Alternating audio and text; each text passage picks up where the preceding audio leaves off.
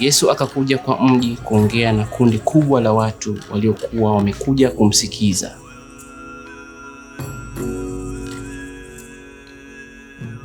Alikuwa yuko katikati ya chumba na watu wengi walikuwa wamemzunguka wasiweze kuingia kwa mlango tena.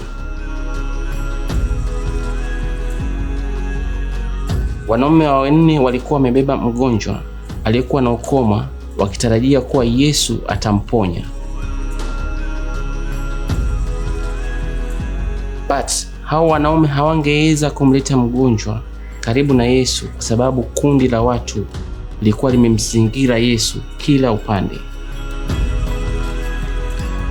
Nao wakaamua kupanda juu ya paa ya nyumba na kutoa sehemu ya paa ya nyumba ili wapate upenyo.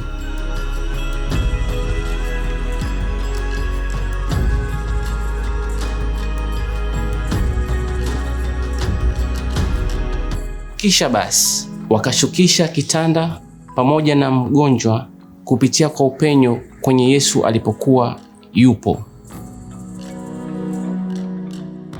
Yesu alipoona imani ya rafiki za huyu mtu mwenye ukoma, akamwambia mwenye ukoma, dhambi zako zimesamehewa. Hivyo basi, wanadini wakubwa hawakuwa na raha na tendo hili waliposikia Yesu amesema kuwa dhambi zake zimeponywa, wakishauriana na kusema, si ni Mungu pekee ndiye anaweza kusamehe dhambi? Yesu naye akawajibu akisema, je, ni gani ngumu, kusema kuwa dhambi zako zimesamehewa, ama kusema inuka na uende zako? Nataka mjue kuwa mimi niko na uwezo na mamlaka ya kusamehe dhambi.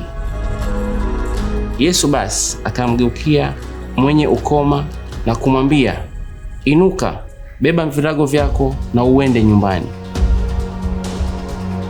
Hivyo basi mwenye ukoma akaamka na akabeba virago vyake na akaondoka. Kila mtu alishangaa na kapatwa na mshangao, na wakaanza kutukuza Mungu wakisema hawajawahi ona kitendo kama hichi.